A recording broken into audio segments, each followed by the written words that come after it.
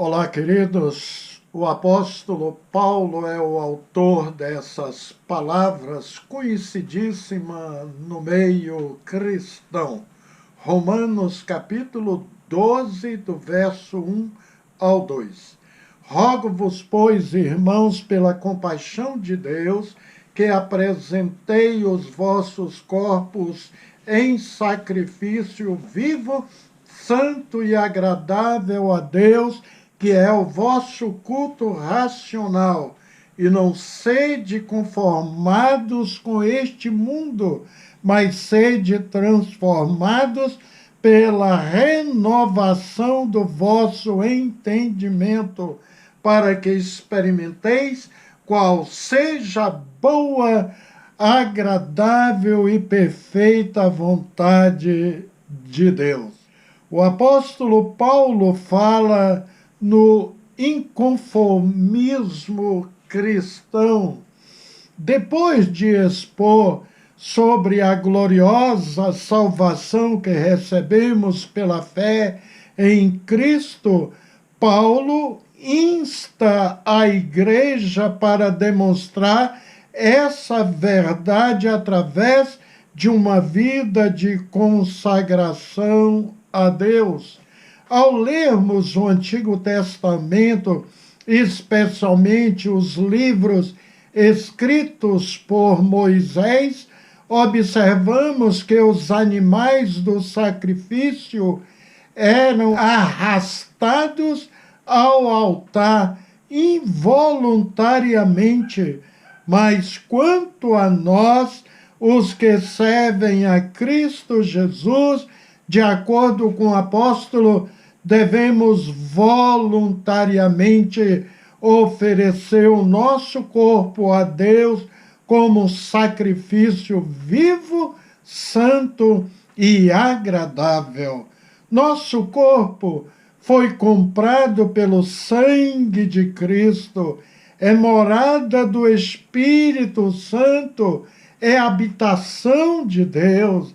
Assim lemos em 1 Coríntios 6, do 10 ao 12. Ou não sabeis que o vosso corpo é templo do Espírito Santo, que habita em vós, proveniente de Deus, e que não sois de vós mesmos, porque fostes comprados por um bom preço. Glorificai, pois, a Deus no vosso corpo e no vosso espírito, os quais pertencem a Deus. Portanto, queridos, o crente fiel, verdadeiro, deve ser oferecido a Deus como um sacrifício vivo. Paulo não está mandando ninguém a se matar, não é isso.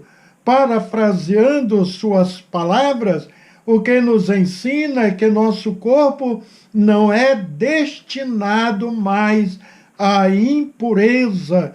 Por isso, a entrega do cristão precisa ser um sacrifício santo.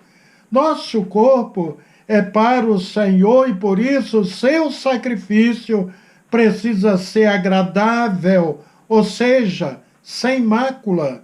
O apóstolo Paulo diz que esta consagração é que constitui o nosso culto racional.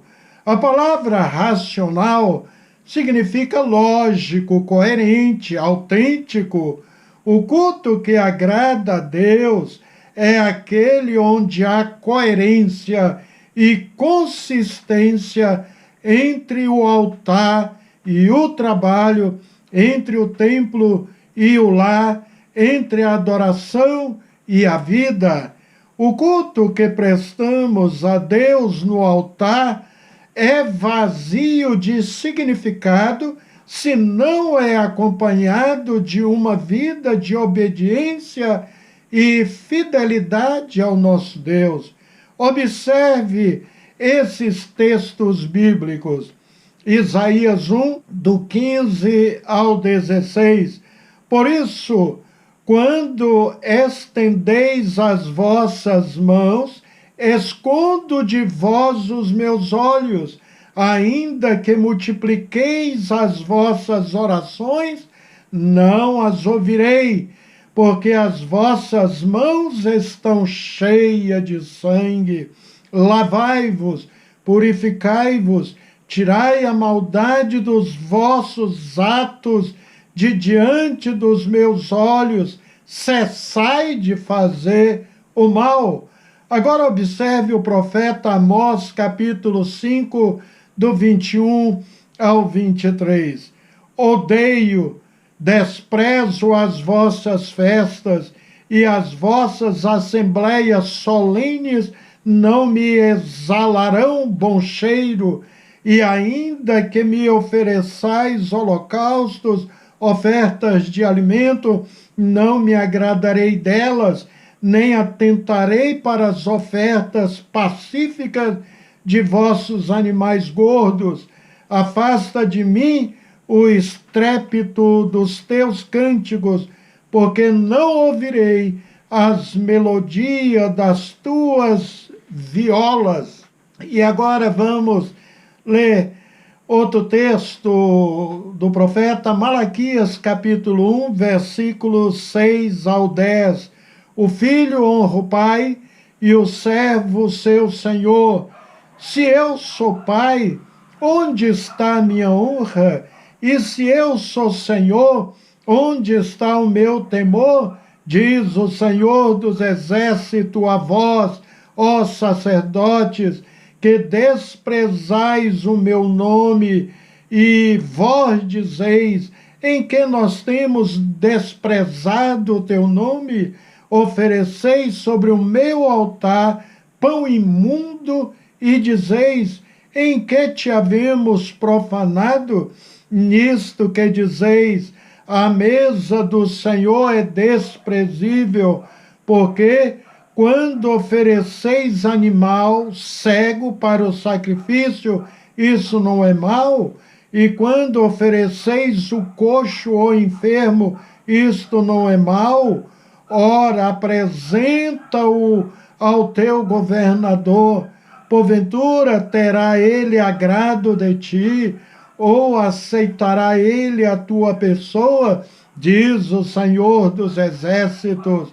Agora, pois, eu suplico, pedi a Deus que ele seja misericordioso conosco. Isto veio das vossas mãos, aceitará ele a vossa pessoa? Diz o Senhor dos exércitos. Quem há também entre vós que feche as portas do nada e não acenda debalde o fogo do seu altar?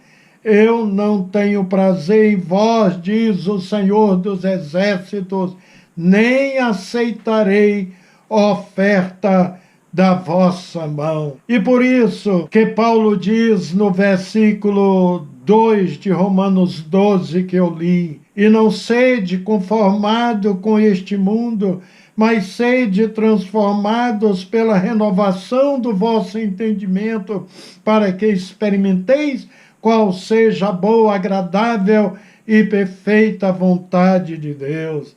E ele disse, e não sede conformados com o presente século. Então, Paulo fala de inconformação. Muitos acham que a vida de um crente em Cristo é muito chata, de muitas restrições. Uns chegam a dizer que vivemos numa verdadeira prisão. Olha, o crente não vive numa bolha espiritual, ele vive no mundo. Ele foi salvo do mundo, mas está no mundo, mas não pertence mais ao mundo. Os valores do mundo não são mais os seus valores. A ética do mundo não é mais a sua ética. O crente tem agora a mente de Cristo. Olha o que Paulo fala em 1 Coríntios 2,16. Quem conheceu a mente do Senhor para que possa instruí-lo?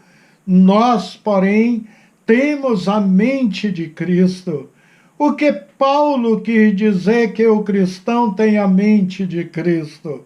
Na época do apóstolo, não só os coríntios, mas o mundo de então era influenciado pela filosofia grega. Eles não queriam apenas a pura mensagem do evangelho, mas que esta mensagem viesse misturada à sabedoria humana. Parece que alguns coríntios estavam criticando Paulo por ele não utilizar certas técnicas de retórica. E por esta razão, Paulo disse que a sua palavra e pregação não consistiram em linguagem persuasiva de sabedoria, mas em demonstração de espírito e de poder. E, na verdade, a fé verdadeira, genuína do crente não se apoia na sabedoria humana, mas no poder de Deus. Conforme lemos em 1 Coríntios 2:5, crentes de Coríntios, que a mensagem do Evangelho não repousa na sabedoria humana. Parece, queridos, que alguns coríntios estavam criticando Paulo por ser um pouco quadrado, em outras palavras. Ter a mente de Cristo é ter a certeza de que o crente agora, como homem espiritual, pois recebeu o Espírito Santo, é um cidadão do céu de conformidade com Filipenses 3:20. Ele é peregrino neste mundo, foi o que o próprio Jesus Cristo disse em sua oração sacerdotal. Observe o versículo 16 de João 17. Não são do mundo, como eu do mundo não sou. Jesus estava se referindo aos seus discípulos, aos seus seguidores. Então, quando Paulo disse aos crentes em Cristo, olha, não vos conformeis com este mundo, em palavras claras, ou parafraseando, ele disse, olha, crente, conformar-se com o mundo é adaptar-se ao seu sistema, é abraçar o seu relativismo, entrar no seu esquema. O mundo tem uma forma que está sempre mudando de acordo com as suas conveniências. O mundo não tem um padrão absoluto de conduta. Você que possui mais de 40 anos deve ter observado o quanto o mundo de hoje é bem diferente de 20 a 30 anos atrás. Não temos dúvidas de que o mundo de hoje está entregue ao relativismo moral e à decadência dos costumes. O que a sociedade condenava, aborrecia no passado, hoje abraça com louvores, com exaltação.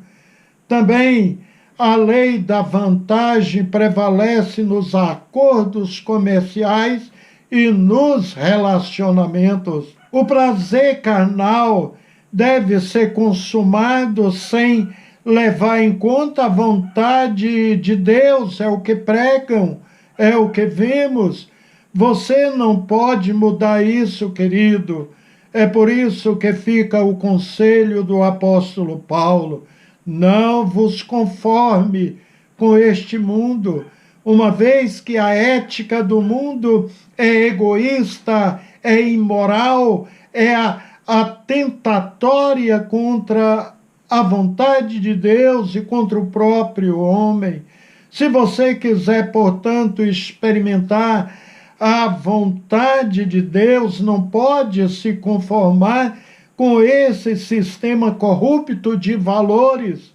O crente é uma pessoa inconformada com a filosofia prevalecente no mundo, uma vez que ele não ama o mundo e nem é amigo mais do mundo. Ao contrário, ele é luz do mundo. E não vos conformeis a este mundo, mas transformai-vos pela renovação da vossa mente, para que experimenteis qual seja a boa, agradável e perfeita vontade de Deus. Paulo mostra claramente 3 qualidades da vontade de Deus. Ela é boa, agradável e perfeita. É boa porque é correta, é agradável porque cumpre os desejos de Deus, gera no homem espírito de paz, sossego e tranquilidade. Não significa isenção de problemas e dificuldades, não é isso. E por fim, a vontade de Deus é perfeita. O perfeito é o que alcança o seu verdadeiro alvo. Salomão disse em Provérbios 14:12: há caminhos que ao homem parece direito, mas o fim dele conduz à morte. Aos olhos humanos, o caminho pode parecer correto e justo, porém, o alvo final provoca a morte, provoca o afastamento de Deus. Mas Paulo diz que a vontade de Deus é perfeita. Ela gera vida, vida em abundância. Amém. Oremos a Deus. Senhor, desejamos ter nossas vidas transformadas para entendermos a vontade de Deus em nós, uma vez que só as pessoas nascidas de novo têm, Senhor, condições de fazer a vontade de Deus, e isso desejamos, ó Pai. Paulo disse que o homem natural não aceita as coisas do Espírito, porque elas se discernem espiritualmente, mas o que é espiritual discerne tudo. Obrigado, Pai, por tua bendita palavra, que é esclarecedora e nos edifica. Em nome de Jesus Cristo. Amém. Querido Deus, abençoe o seu lar e fique na graça e na paz do nosso Deus.